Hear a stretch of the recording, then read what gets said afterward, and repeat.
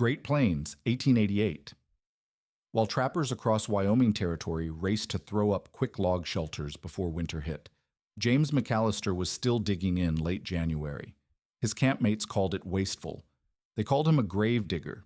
He cut prairie sod into bricks, 2 feet long, 12 inches wide, 4 inches thick, and stacked them around his canvas tent until the walls stood 2 feet deep. He buried the entire shelter under earth like a man preparing his own tomb. Other trappers finished their log shanties in 3 days. James spent over a week building what looked like a burial mound. Then January 12th arrived. The blizzard struck without warning. The children's blizzard that would kill 235 people across the plains. Whiteout conditions. Winds that drove snow through every crack in log walls. Men in cabins burned through armloads of firewood and still shivered beside roaring fires. But inside that buried tent, James sat comfortable in 50-degree warmth, heated by nothing more than a single candle that barely flickered in the still air. Standard shelters failed while grown men begged for space inside what they'd called a grave. What did he understand about wind, insulation, and heat that every other trapper missed?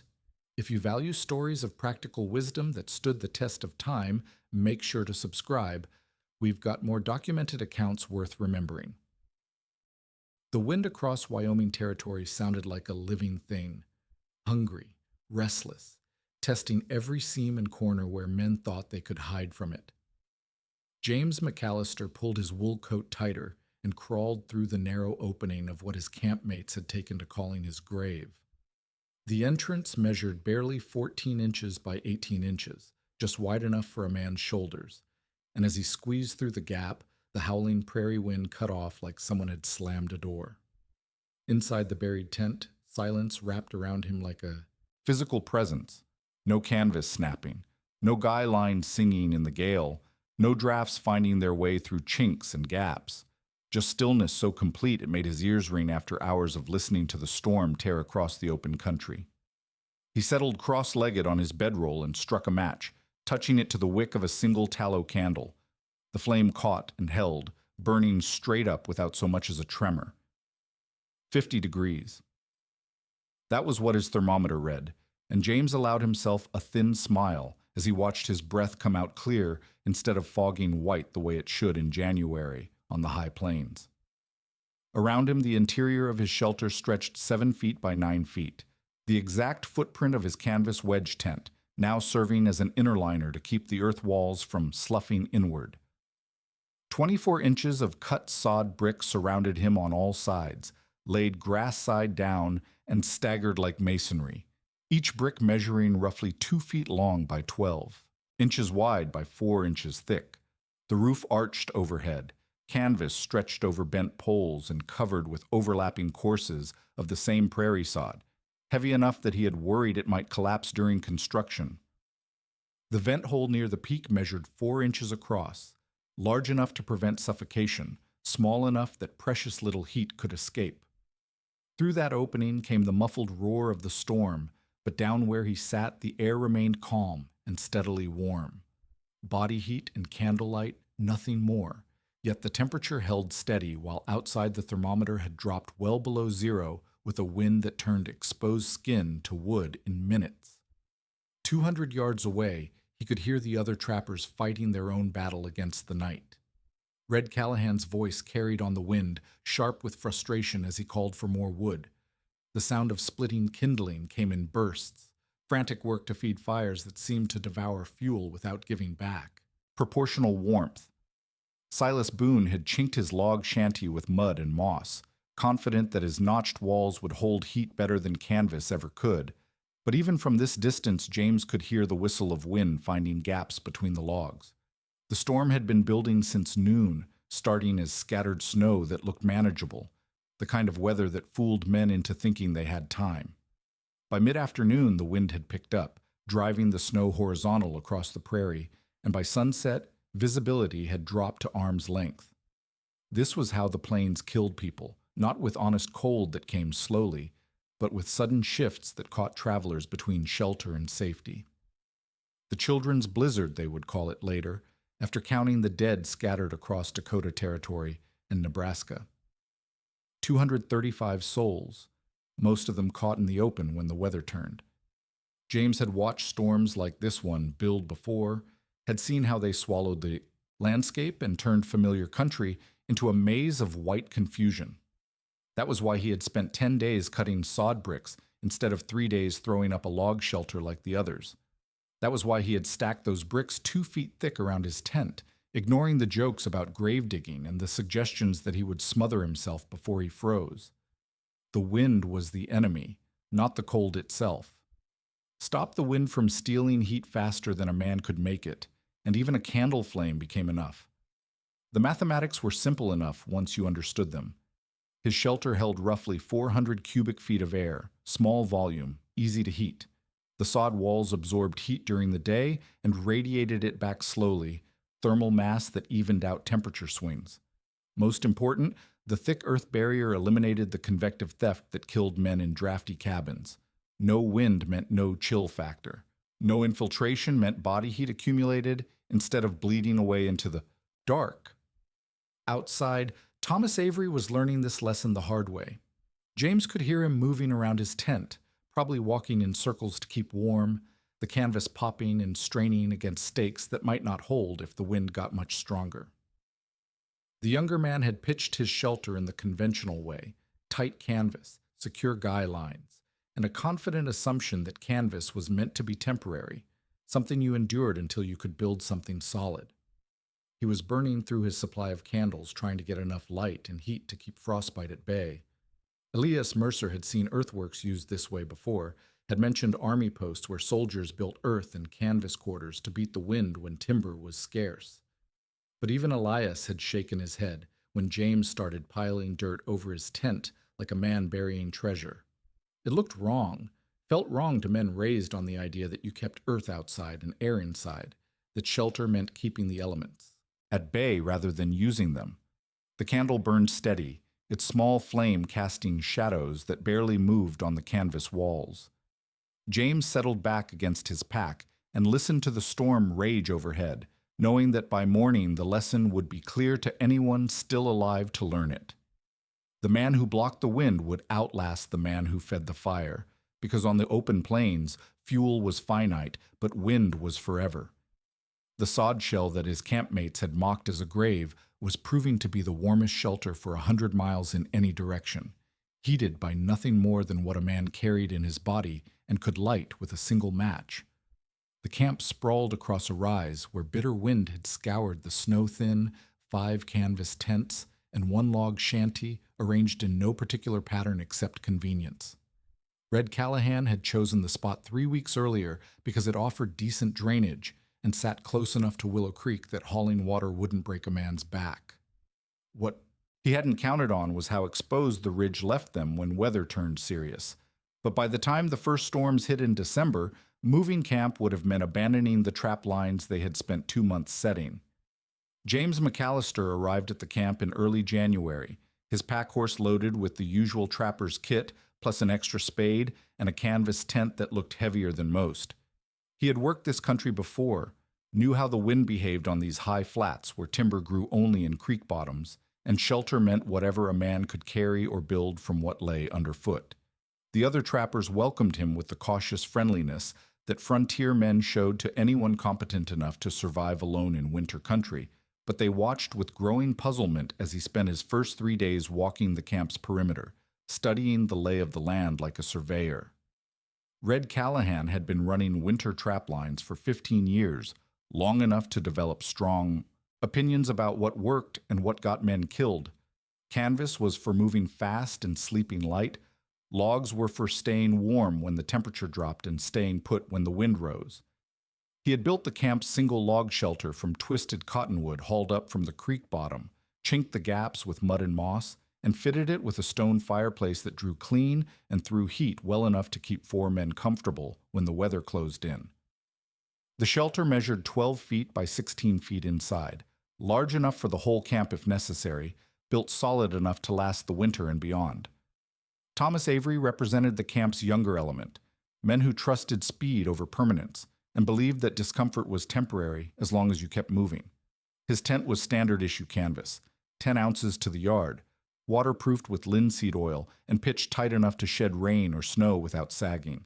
He carried a small sheet iron stove that burned wood or buffalo, chips, through decent heat for its size, and could be broken down and packed when it came time to move.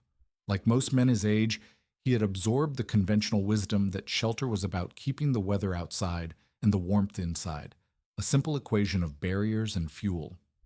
Silas Boone knew building trades from his years in settled country, could notch logs and chink walls well enough to make them tight against wind and weather. He had worked on the camp's log shelter, selecting timber for straightness and bark thickness, cutting notches that fit close enough to minimize gaps, and laying up walls that would hold heat if properly maintained. His approach was methodical and proven, techniques that worked in forested country where timber was plentiful and men had time to build substantial shelters that would last years instead of months. Elias Mercer had traveled enough to see how different men solved the same problems with different materials. He had been through army posts where soldiers built earthworks and canvas quarters when timber was scarce, had seen how earth could be used as insulation and wind barrier when properly applied.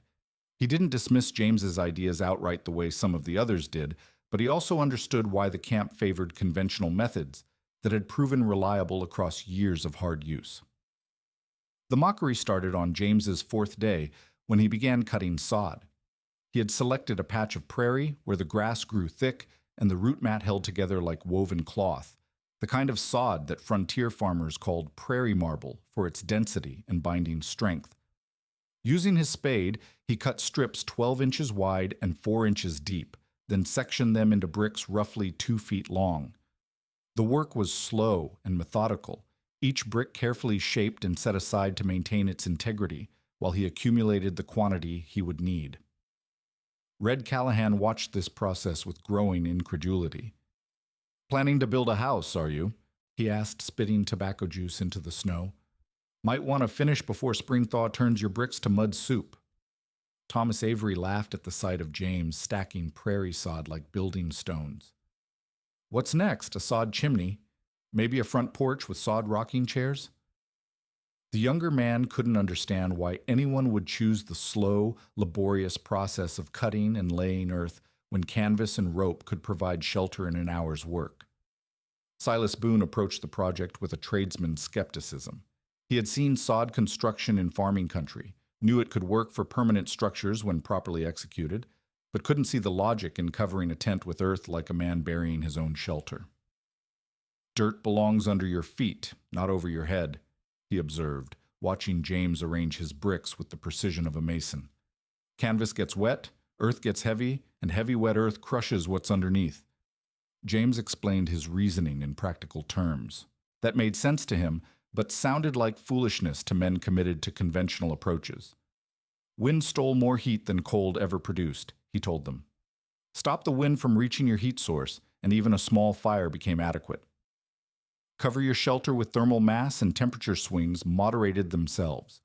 Reduce your heated volume and body heat became significant instead of negligible."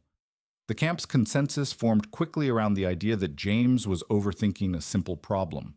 They had methods that worked: tight canvas, chinked logs, adequate fuel for fires that threw real heat.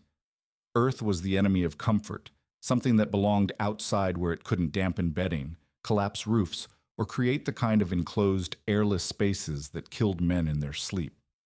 By the time James began laying sod bricks around his pitched tent, the jokes had crystallized into a single, memorable phrase that would follow him through the work. "Go on then," Red Callahan called, out as the walls rose past knee height. "Pile dirt on it. Bury yourself proper. Build your own grave." The words carried across the camp with the authority of experience speaking to inexperience, conventional wisdom dismissing what looked like dangerous innovation. James continued working, laying each brick grass side down, staggering joints like proper masonry, building walls that grew thicker and more substantial with each course.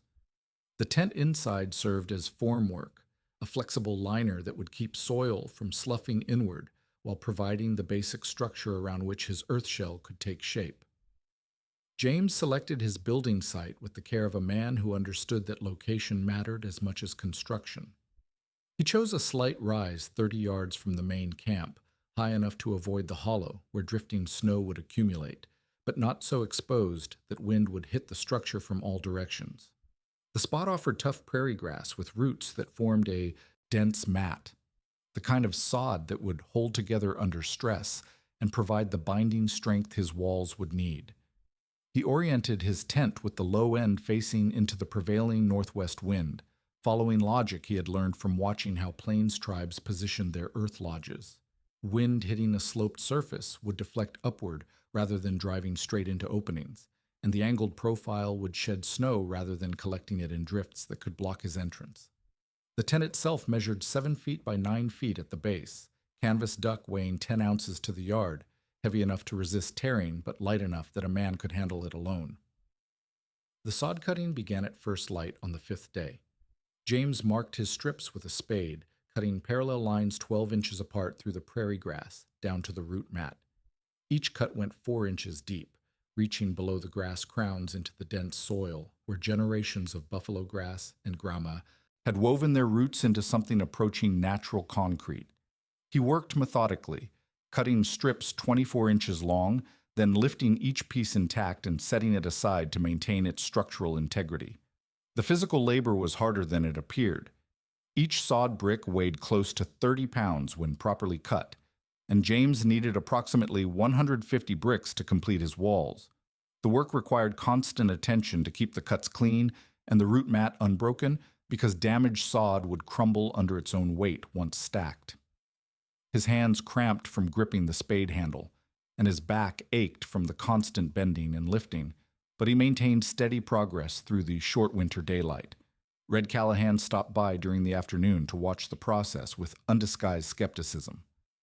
"Mighty lot of work for something that's going to cave in come the first hard wind," he observed, studying the growing pile of sod bricks. "Canvas is meant to flex, not carry weight. You put all that dirt on top and you'll have yourself a pancake with you underneath it." James tested each brick before adding it to his supply, checking that the root mat held firm and the soil maintained its cohesion. The best pieces felt solid in his hands, dense enough to resist crumbling, but not so waterlogged that they would freeze into unusable chunks when the temperature dropped. He discarded roughly 1 brick in 10, selecting only those that met his standards for structural integrity. The wall construction began on the 6th day, with James laying the first course directly on the frozen ground around his pitched tent. He placed each brick grass side down, roots forming the bottom surface that would bond with the earth beneath. The first course established his foundation, 18 inches high and extending 2 feet out from the tent walls on all sides. He staggered the joints like a mason, each brick overlapping the gap between the 2 bricks below it, creating a continuous bond that would distribute weight evenly. Thomas Avery watched the process with growing amazement as the walls rose past knee height. "You're building a fort," he said, running his hands along the solid earthwork.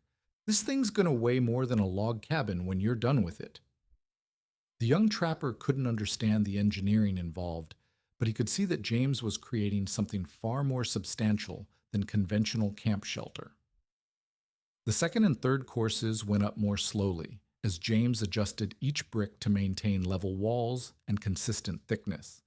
The tent canvas inside served as both formwork and interior liner, stretched tight enough to prevent soil from falling through, but flexible enough to accommodate the settling weight of the earthwork.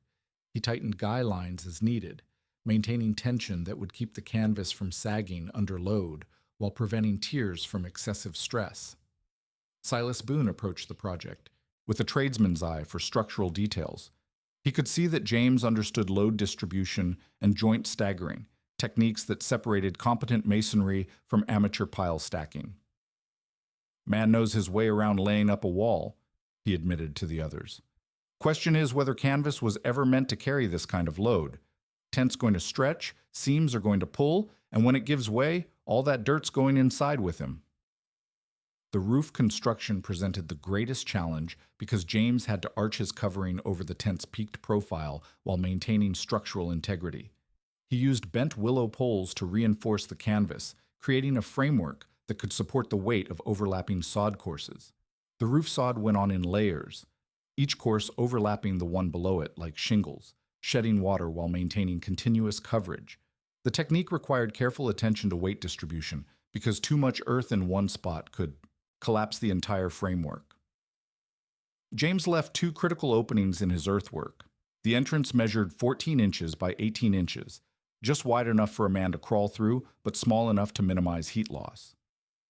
The vent hole near the peak measured 4 inches across, sized to prevent suffocation while limiting the escape of warm air. Both openings were carefully framed with flat stones to prevent erosion and maintain their dimensions under the weight of the surrounding sod. The mockery intensified as the structure neared completion, and James disappeared completely behind rising walls of earth. "He's sealing himself into his own tomb," Red Callahan announced with finality.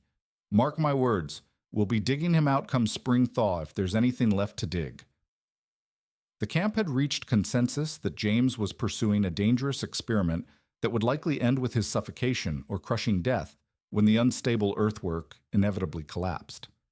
Elias Mercer studied the finished structure with professional interest, recognizing similarities to earthworks he had seen at frontier posts. "Army uses earth and canvas for winter quarters sometimes," he told the others. "Seen it done at remote stations where timber's scarce. Usually works, but usually they've got engineers doing the building, not trappers making it up as they go." By the evening of the 10th day, James had completed his shelter. The walls stood 2 feet thick all around, rising 3 feet above ground level before curving inward to form the covered roof. The entire structure looked like a burial mound, earthy and substantial, completely concealing the canvas tent that formed its interior.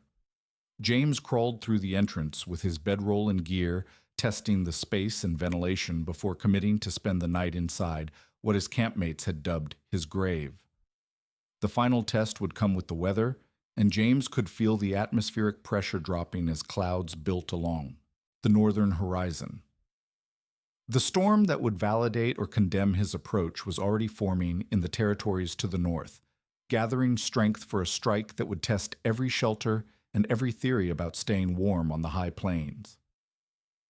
The morning of January 12th dawned deceptively calm, with temperatures hovering near 20 degrees and only scattered snow falling across the Wyoming high country. Red Callahan checked his barometer and noted the steady reading, satisfied that the weather would hold long enough for the men to run their trap lines and return before nightfall. The atmospheric pressure had been dropping for 2 days, but slowly enough that experienced plainsmen read it as gradual change rather than imminent crisis. Thomas Avery set out before sunrise to check his eastern line, confident that the light snowfall would improve tracking conditions without creating dangerous travel. His canvas tent was pitched and secure, his firewood supply adequate for several days of normal winter weather, and his sheet iron stove drawing well enough to keep the interior comfortable through cold nights. Like most young men working the frontier, he had learned to read immediate conditions accurately while missing the subtle signs that preceded catastrophic weather.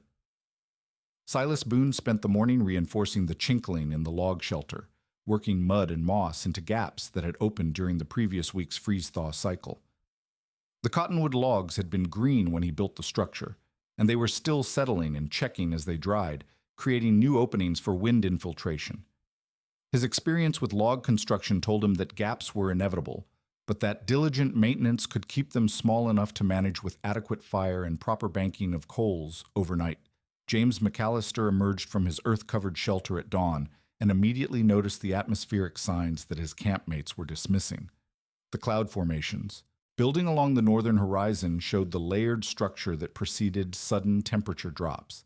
The wind patterns were shifting from steady northwest flow to variable gusts that suggested unstable air masses converging overhead. Most telling, his barometer had dropped 0.3 of an inch since the previous evening, a rate of change that indicated rapid weather development rather than gradual transition. By noon, the temperature had begun dropping faster than the morning sun should have allowed. Elias Mercer, checking snares along Willow Creek, noticed that the scattered snowflakes were becoming denser and the wind was picking up strength from the northwest. He had seen similar patterns develop during his years following supply routes across the northern territories, knew that conditions could deteriorate rapidly once the atmospheric forces reached critical thresholds. He abandoned his trap line early and headed back toward camp, pushing his horse harder than the animal. Appreciated. The transition from manageable weather to crisis happened with the terrifying speed that made Great Plains storms legendary for their killing power. At 2 o'clock in the afternoon, the temperature dropped 15 degrees in 20 minutes. The scattered snow became driving sheets that reduced visibility to arm's length. The wind rose from steady flow to howling gusts that hit 40 miles per hour and kept climbing, driving snow particles like buckshot across the exposed prairie. Red Callahan was caught checking his northern trap line when the storm struck in earnest. He had been working in light snow and tolerable wind, then suddenly found himself in a white void where familiar landmarks disappeared and direction became guesswork. The temperature plummeted to well below zero, while the wind rose to levels that made exposed skin freeze in minutes. He abandoned his traps and fought his way back toward camp using dead reckoning and prayers, reaching the shelters just as hypothermia began affecting his judgment and coordination. Thomas Avery made it back to his tent as the full fury of the storm descended on the camp. His canvas shelter, designed for normal winter weather, began behaving like a living thing under the assault of wind that found every weakness in his guy lines and stakes. The tent walls snapped and strained against their moorings, while snow found its way under the edges despite his careful pitching. Inside, his sheet iron stove consumed firewood at twice its normal rate while providing half its usual warmth, because drafts carried away heat faster than combustion could replace it. Silas Boone discovered that his carefully chinked log shelter had fundamental limitations when wind-driven snow found gaps he had never noticed during calm weather. The cottonwood logs, dried and shrunken since construction, allowed air infiltration that turned his shelter into a wind tunnel despite the roaring fire in his stone fireplace. He burned through half his wood supply in the first 3 hours of the storm while watching his breath fog white inside a structure that should have been warm enough to work without gloves. The storm intensified throughout the afternoon, reaching the legendary proportions that would earn it a place in Great Plains weather history. Sustained winds exceeded 50 miles per hour, while gusts approached 70, creating ground blizzard conditions that scoured existing snow into projectiles and reduced visibility to zero. The temperature dropped to 25 below zero, then kept falling as Arctic air mass displaced the milder conditions that had lured men into false confidence that morning.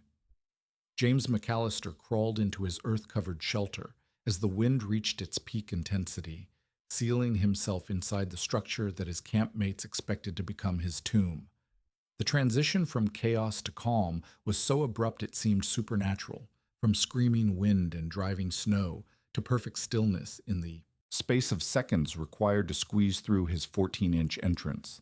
The sod walls that surrounded him absorbed the storm's fury without transmitting sound, vibration, or temperature fluctuations to the interior space. Inside his buried tent, James lit a single tallow candle and watched the flame burn straight and steady in air that remained motionless despite the hurricane raging overhead.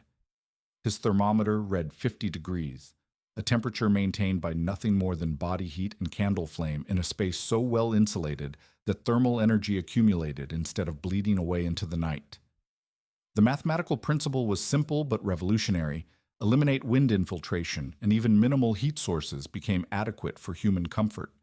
The crisis deepened as night fell, and men in conventional shelters began making the desperate decisions that separated survivors from casualties. Red Callahan burned furniture to supplement his dwindling firewood supply. Thomas Avery walked circles inside his tent to generate body heat, knowing that sleep would mean death when his stove ran out of fuel. Silas Boone stuffed rags into gaps between logs, trying to stop drafts that negated every BTU his fireplace produced. Elias Mercer, trapped in his own canvas shelter, began to understand what James had achieved through his week of laborious construction. The earth-covered tent represented more than unconventional building technique. It demonstrated mastery of thermal dynamics that conventional frontier wisdom ignored. While experienced plainsmen fought losing battles against wind that stole heat faster than fuel could replace it, the man they had mocked was sleeping comfortably in a shelter heated by a candle that barely flickered in the perfect stillness of his artificial cave. By midnight, The storm had reached the intensity that would kill 235 people across the northern plains, earning its designation as one of the deadliest blizzards in American frontier history. Men who had laughed at James McAlister's grave were learning that conventional wisdom had limitations when nature exceeded normal parameters, and that survival sometimes required abandoning familiar methods for approaches that looked foolish until crisis revealed their superior logic. At 3 in the morning, Red Callahan's pride finally broke. He had burned through his entire wood supply, stuffed every available cloth into gaps between logs, and still couldn't stop the wind from stealing heat faster than his dying fire could produce it. Ice was forming on the interior walls of his log shelter, despite hours of desperate stoking, and his hands had gone numb despite wool mittens that should have been adequate protection. He stumbled out into the howling darkness, following the guide rope he had strung between shelters when visibility first dropped to 0. The crawl through James's entrance required swallowing every joke he had made about grave digging and tomb building. Red squeezed through the 14-inch opening with the awkward desperation of a man whose alternatives had run out, expecting to find cramped misery that would at least offer shared suffering. Instead, he emerged into stillness so complete it seemed like entering a different world. No wind, no drafts, no sound except his own ragged breathing and the soft voice of James McAlister telling him to move slowly, breathe deeply, and keep his hands inside his coat until his circulation stabilized. The warmth hit Red like a physical force after hours of losing the battle against hypothermia. 50 degrees felt tropical compared to the wind-scoured cold he had been fighting, and the complete absence of air movement meant his body could finally retain the heat it generated instead of watching it disappear into drafts and infiltration. James offered him space on the far side of the shelter, a bedroll area where Red could thaw out without crowding the small interior or disturbing the delicate thermal balance that kept the space habitable. Thomas Avery arrived an hour later, his canvas tent finally surrendering to wind gusts that had torn guy lines loose despite stakes driven deep into frozen ground. The young trapper had fought the good fight, walking circles to maintain body heat, and feeding his sheet iron stove until his fuel ran out, but canvas simply couldn't contain warmth when wind found every seam and opening. He approached James's shelter with the desperate humility of a man who had run out of conventional options and needed help to survive until dawn. The entrance process became a ritual of controlled desperation as each man discovered that reaching safety required abandoning dignity, along with preconceptions about proper shelter construction. Squeezing through the narrow opening felt like being reborn into a world where different physical laws applied, where tiny heat sources could maintain comfortable temperatures and where silence replaced the constant assault of wind that had dominated the night outside. James managed the arrivals with quiet competence, positioning each man to maximize the limited space while maintaining the air circulation patterns that kept the shelter livable. Silas Boone held out until nearly dawn, his professional pride as a builder preventing him from admitting that log construction had fundamental limitations when wind exceeded normal parameters. His chinked walls had proved inadequate against infiltration that turned his fireplace into an expensive way to heat the outdoors, and his stone hearth couldn't compete with thermal losses that increased exponentially with wind speed. When he finally made the crawl through James's entrance, he came as a tradesman acknowledging superior engineering rather than a defeated man seeking charity. Inside the earth-covered tent, 4 men shared space designed for one, but the thermal mass and wind barrier that James had built proved adequate for the increased load. Body. Heat from 4 sources raised the interior temperature to nearly 60 degrees, well above the comfort threshold for men wearing proper winter clothing. The single candle continued burning with the steady flame that indicated perfect stillness, its tiny light providing adequate illumination for the cramped but warm sanctuary that had replaced 4 separate struggles against impossible weather. Elias Mercer arrived last, having spent the night in his own canvas shelter using techniques learned from Army experience with emergency bivouacs. He had survived by sacrificing gear for fuel and accepting discomfort as the price of avoiding death, but he recognized superior method when he experienced it firsthand. The earth-covered tent represented engineering principles that military builders understood, but rarely applied with the precision and commitment James had demonstrated through 10 days of methodical construction. The conversation inside the shelter remained subdued, partly from exhaustion, but mostly from the recognition that conventional wisdom had failed when conditions exceeded normal ranges. Red Callahan, who had led the mockery about grave digging and foolish preparation, found himself studying the construction details with professional interest. The sod walls showed no signs of structural failure despite supporting tremendous weight, and the canvas liner had maintained its integrity even under the load of 2 feet of earth and the thermal cycling of repeated freeze-thaw conditions. Thomas Avery examined the ventilation system that kept 5 men breathing comfortably in a space that measured 7 feet by 9 feet. The 4-inch vent hole provided adequate air exchange without creating significant heat loss, a balance that required understanding thermal dynamics rather than following rules of thumb about shelter construction. The mathematical precision involved in calculating air volume, heat sources, and insulation values represented knowledge that went beyond conventional frontier building wisdom. Silas Boone appreciated the masonry techniques James had used to create structural stability from materials that most builders would consider inadequate. The sod bricks were laid with proper joint staggering and load distribution, creating walls that behaved like competent stonework despite being constructed from prairie grass and soil. The technique required understanding principles that applied across multiple building materials, suggesting knowledge that came from study rather than simple trial and error. Dawn brought gradual wind reduction and the first clear visibility in 18 hours, revealing a landscape transformed by snowdrift and sculpted by hurricane-force wind. The camp's conventional shelters showed varying degrees of damage: canvas torn and stakes pulled loose, log chinking blown out, and gaps opened by thermal expansion, firewood supplies depleted, and heat sources exhausted. James's earth-covered tent appeared, unchanged, its low profile and massive construction having absorbed the storm's assault without visible effect. The men emerged from their shared refuge with new respect for building techniques they had dismissed as eccentric experimentation. Over the following weeks, subtle changes appeared in how the camp approached shelter construction. Red Callahan began banking earth higher around his tent, reducing the air volume that required heating. Thomas Avery started cutting sod bricks to build wind walls that trapped snowdrift as additional insulation. Silas Boone modified his log shelter with thermal mass elements that evened out temperature swings and reduced fuel consumption. The techniques James had demonstrated began spreading through the broader trapping community as men shared stories about the night when conventional shelters failed and the buried tent saved lives. The method became known as the grave tent among trappers who understood that survival sometimes required abandoning familiar approaches for solutions that looked wrong until crisis proved them superior. The mathematical principle remained constant across applications: stop wind infiltration, and thermal mass becomes more valuable than fire, because on the plains, fuel was limited, but earth was infinite.